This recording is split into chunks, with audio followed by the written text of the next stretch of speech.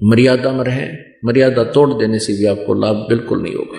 अब क्या बताते हैं कि फिर पीछे तू पशुआ कीजे दीजे बैल बना। आज पुण्यात्माओं अपने कोई कष्ट होता है हम तुरंत बता देते हैं, डॉक्टर की सलाह लेते हैं, औषधि लेकर के हम निरोग हो जाते हैं।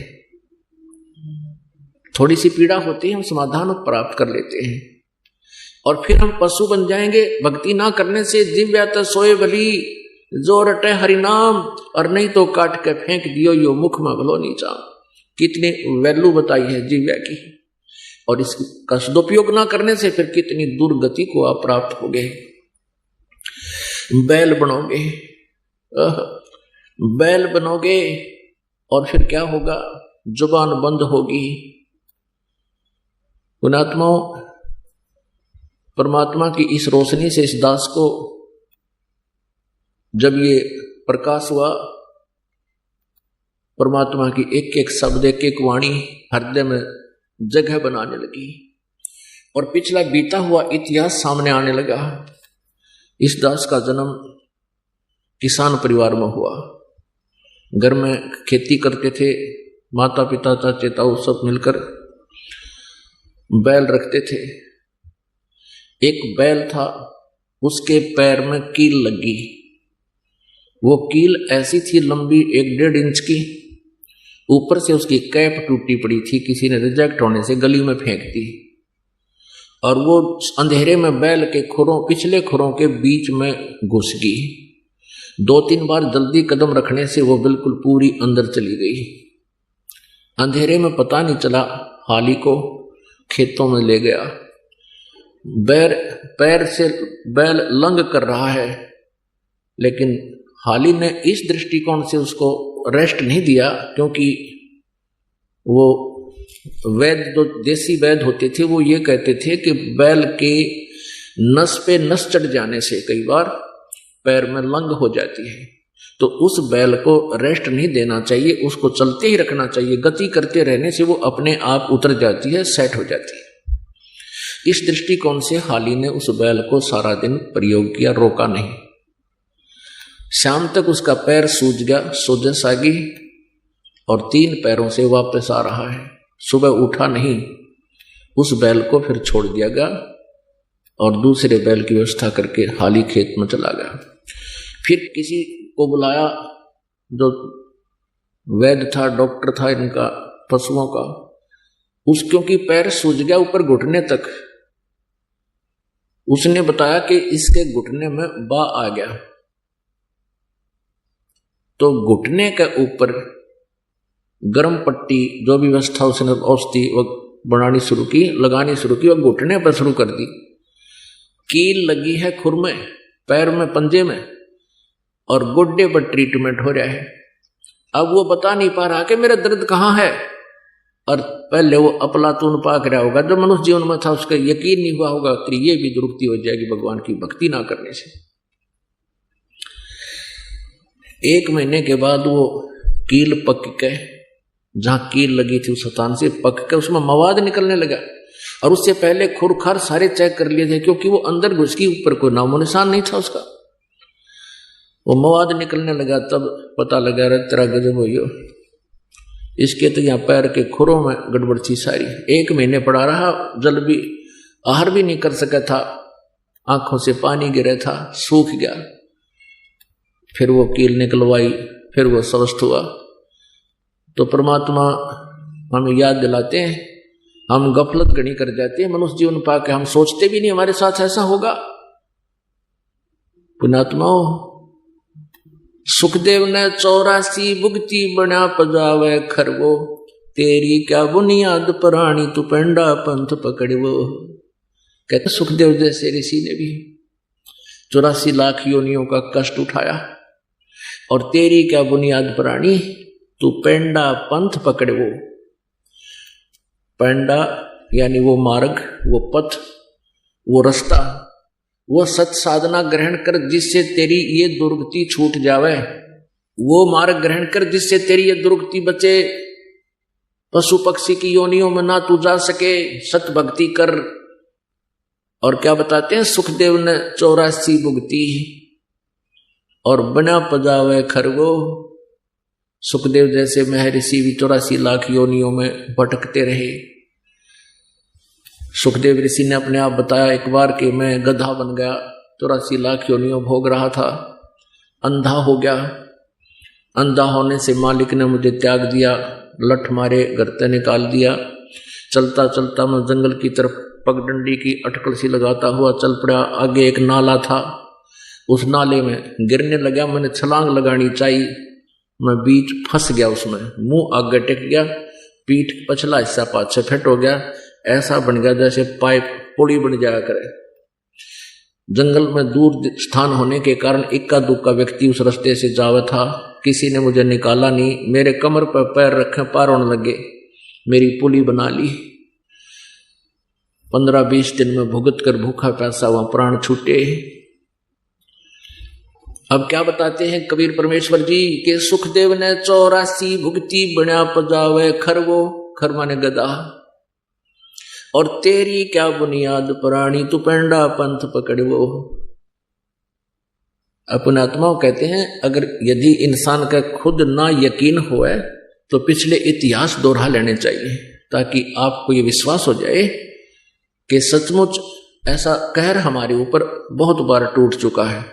इसके लिए आप जी को एक एग्जाम्पल दिखाते हैं, एक सैंपल दिखाते हैं।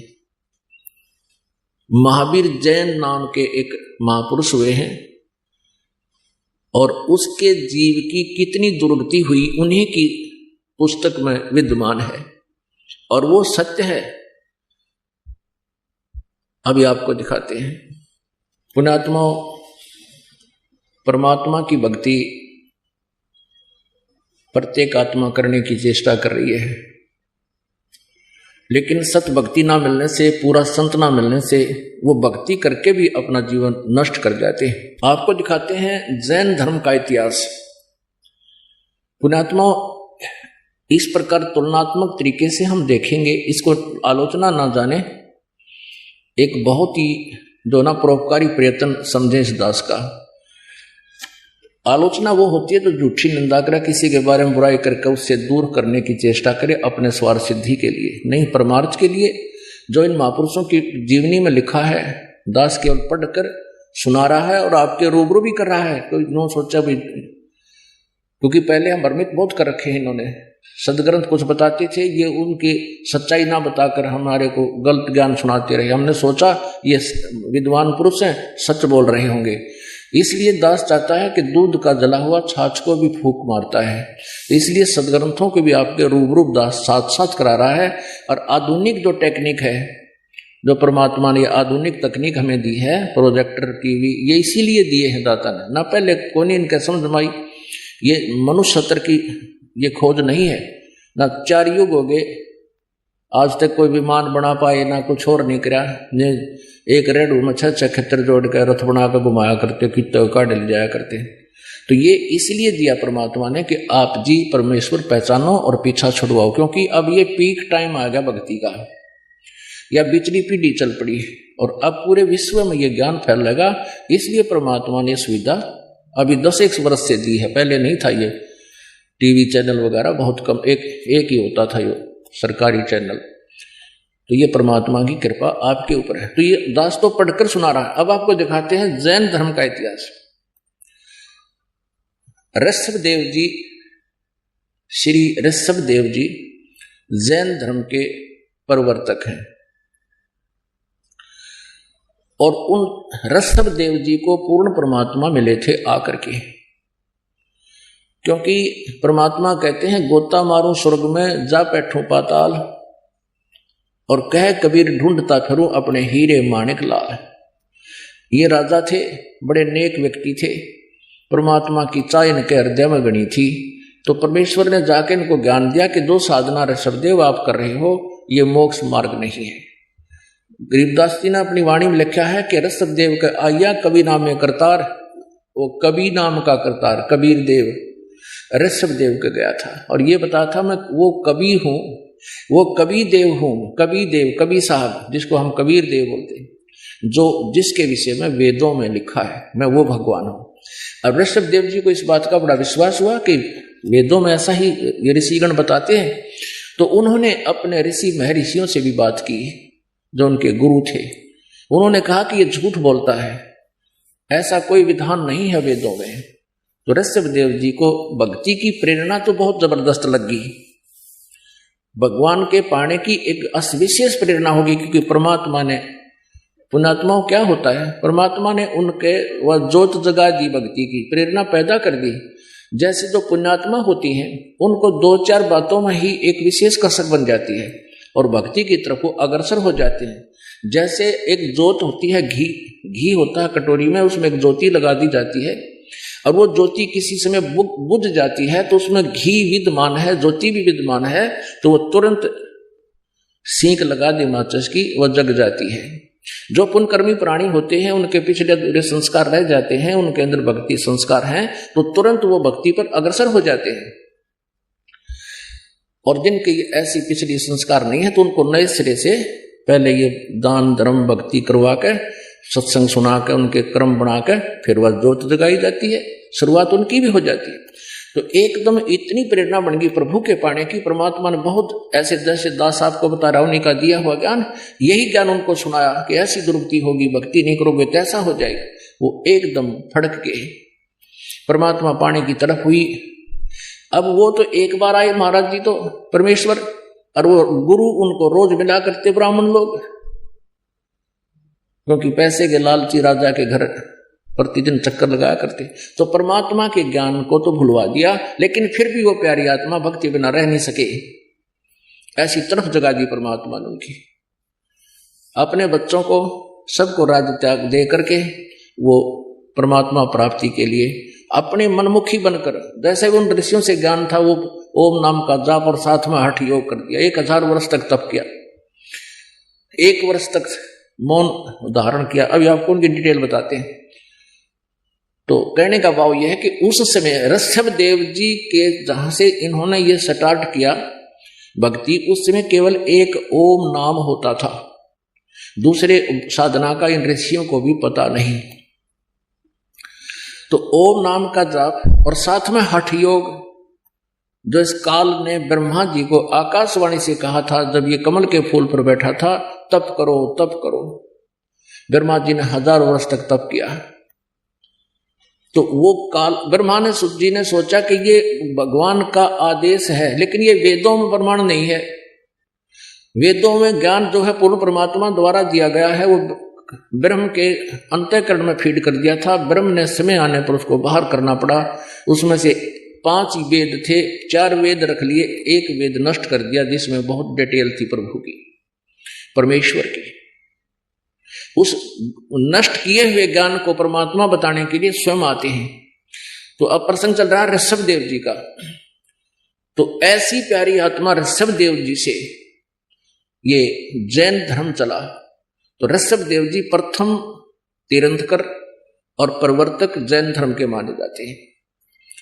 अब इनकी दास ये बताना चाहता है, सत भक्ति ना करने से भक्ति करते हुए भी दुखी रहे प्राणी। ये देखिएगा, जैन संस्कृति कोश, जैन इतिहास, संस्कृति, कला एवं पुरातत्व, ये कहां से छपा है? जैन संस्कृति कोश, जैन इतिहास, संस्कृति, कला एवं पुरातत्व, प्रथम खंड। लेखक है प्रोफेसर भागचंद्र जैन भास्कर और समति प्राच्य शोध संस्थान नागपुर, कला एवं धर्म शोध संस्थान वाराणसी। ये पूरा पेज देखो इसका। अब ये प्रकाशक है जैन संस्कृति कोश, प्रथम खंड। लेखक है प्रोफेसर भागचंद्र जैन भास्कर, प्रकाशक ये दोनों मिलकर हैं। अब ये स्वर्गीय पूज्य पिता श्री गोरेलाल जी जैन एवं पूज्य श्री मातु श्री पूज्या तुलसा देवी जैन की पुण्य स्मृति में सादर समर्पित। ये यहां तक। अब इसके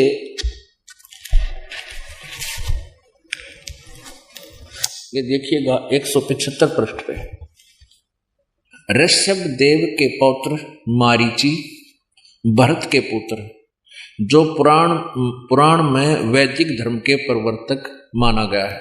ये जो मारीची है इससे वैदिक धर्म चला था। अब ध्यान से देखना पुण्यात्मा, आप बहुत इंटेलिजेंट बालक हो, अब कंप्यूटर तक बना लिया आपने, तो ये तो बहुत आसानी से समझ सकते हो। ऋषभ देव के पौत्र यानी पोते मारीची जो भरत के पुत्र थे, और जिसको मारीची को पुराण में वैदिक धर्म का प्रवर्तक माना गया है। यही मारीची जैन परंपरा में आगे चलकर महावीर जैन यानी वर्धमान बना, महावीर जैन हुआ। यही आत्मा मारीची वाली जो ऋषभ देव के पौत्र थे, पोते। अब आगे देखते हैं जैन धर्म का, ये देखो 176 पृष्ठ पे, जैन धर्म का विकास इतिहास। तीर्थंकर ऋषभ देव की जीवन घटनाएं। तीर्थंकर ऋषभ देव अंतिम कुलकर नाभिराज के पुत्र थे।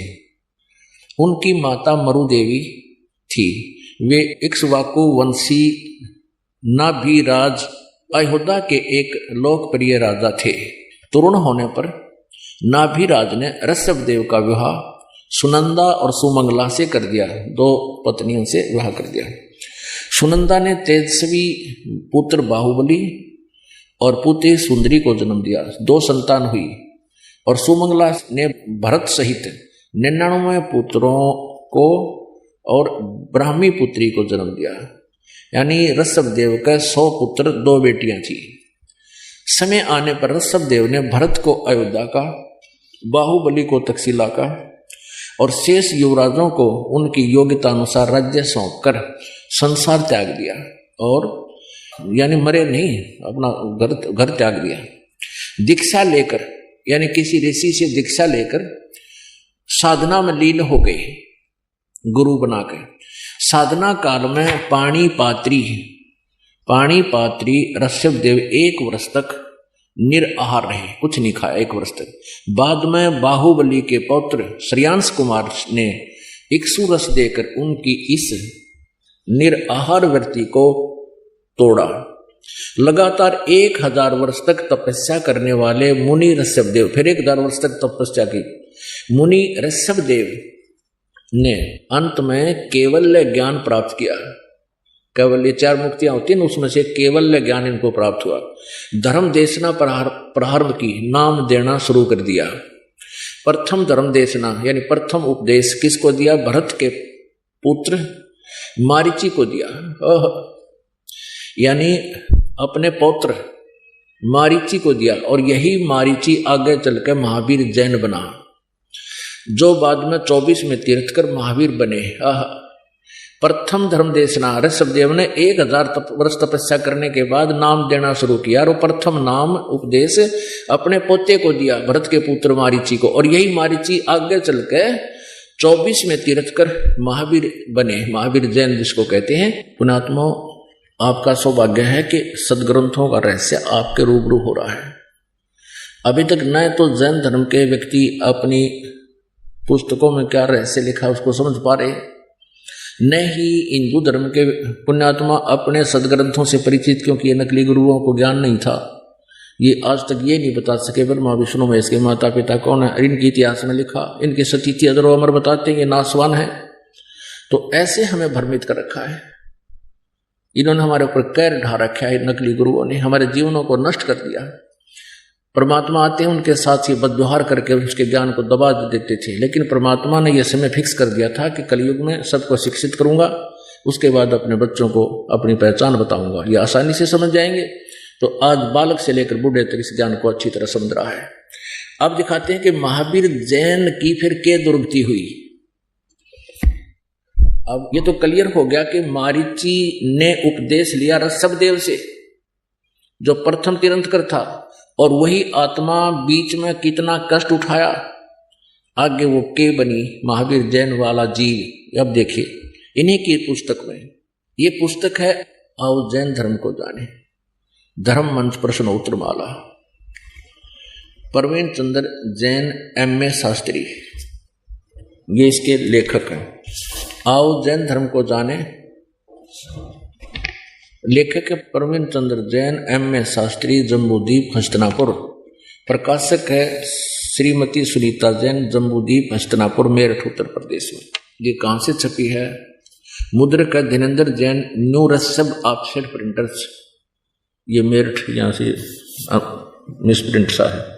अब इसके हम 293 से प्रारंभ करते हैं 293। आओ जैन धर्म को जाने विशेष प्रकरण। श्री महावीर भगवान के अन्य कौन कौन से नाम हैं? उत्तर दिया है अन्य 5 नाम है, वीर, अतिवीर, सन्मति, महावीर एवं वर्धमान। अब आगे चले 294 पे और 3351 नंबर ये प्रश्न है। श्री महावीर भगवान के जीवन का कथन कहां से प्रारंभ होता है? पुरुरवा नामक भील की पर्याय से, यानी मारीची से पहले ये एक भील था, उससे पहले क्या था वहां तक इनको लेखा नहीं, यहां तक से शुरू किया नहीं। तो पुरुरवा भील कौन था और उसने क्या किया? उत्तर, पुष्कलावती देश की पुंडरी कीड़ी नगरी में वह भीलों का राजा था। उसने सागरसेन मुनिराज से मदमास मधु का त्याग व्रत लिया था, जिसे जीवन पर्यंत पालन किया। फिर श्री महावीर भगवान का जीव पुरुरवा भील के शरीर से कहाँ गया? पर्याय से, पहले सौधर्म स्वर्ग में एक सागर की आयु वाला देव हुआ। पहले स्वर्ग के बाद श्री महावीर भगवान का जीव किस पर्याय में गया? उत्तर, अब उस पहले तो यहां से शुरू किया है ना, एक भील था यो, फिर भील के बाद यो एक स्वर्ग में गया, उसके बाद फिर भरत चक्रवर्ती की रानी अनंतमती से मारीची नामक ज्येष्ठ पुत्र हुआ। ये मारीची वही है ऋषभ देव का पोता, और यही आगे चल के ये जीव महावीर जैन बना, पुत्र हुआ। मारीची के शरीर से महावीर भगवान का जीव किस पर्याय को गया? ब्रह्म स्वर्ग में देव हुआ। अब देखो, ऋषभ देव से उपदेश लेकर, उस महान आत्मा से उपदेश लेकर ये स्वर्ग में चला गया, क्योंकि ओम नाम का जाप पहले दिया जाता था, और ओम से ब्रह्म लोक की प्राप्ति होती है। ब्रह्मलोक को होते स्वर्ग लोक, महास्वर्ग, ब्रह्म स्वर्ग को हो। ब्रह्म स्वर्ग के बाद श्री महावीर भगवान का जीव किस पर्याय में गया? अयोध्या नगरी में कपिल ब्राह्मण की काली स्त्री से जटिल नामक पुत्र हुआ। फिर स्वर्ग में गया। फिर सूत्र नामक गांव में अग्निभूत ब्राह्मण की गौतम स्त्री से अग्निशय नामक पुत्र हुआ। फिर स्वर्ग में गया। फिर भरत क्षेत्र में फिर अग्निमित्र नामक पुत्र हुआ। फिर महेंद्र स्वर्ग में गया। हम अपने काम की बात पर आते हैं। 295 पे मंदिर नगर में सालका ब्राह्मण की पत्नी से भारद्वाज नामक यही पुत्र, भारद्वाज भी यही ऋषि हुआ पुत्र। और फिर भारद्वाज के शरीर से महावीर भगवान का जीव कहाँ गया? महेंद्र स्वर्ग में देव हुआ, उस महास्वर्ग में, ब्रह्मलोक में। फिर महेंद्र स्वर्ग से महावीर भगवान का जीव कहाँ गया? इतर निगोद में एक सागर की आयु वाला निगोदिया जीव हुआ। निगोद से निकलकर श्री महावीर भगवान का जीव कहाँ गया? अनेकों भाव यानी शरीर धारण किए जीव अनेक योनियों को प्राप्त हुआ। कैसे? 1000 बार आक वृक्ष के जीवन भव, और 80,000 सीप के भव, 20,000 नीम वृक्ष के भव, 90,000 बार केली वृक्ष के भव यानी केले के वृक्ष बना, 3,000 बार चंदन वृक्ष के भव, 5 करोड़ बार कनेर वृक्ष के भव, 60,000 बार वैश्या के भव, वैश्या, और 5 करोड़ बार शिकारी के शरीर भव, और 20 करोड़ बार हाथी, 60 करोड़ बार गधे के भव। ओ तेरा गजब भैया। 30 करोड़ बार कुत्ते का जीवन, 60 करोड़ बार नपुंसक के भव, 20 करोड़ बार स्त्री के भव, 90 लाख बार धोबी के भव, 8 करोड़ बार घोड़े के भव, 20 करोड़ बार बिल्ली के शरीर भव, और 60 लाख बार गर्भपात से मरण, माँ के पेट में मर गया, और 80 लाख बार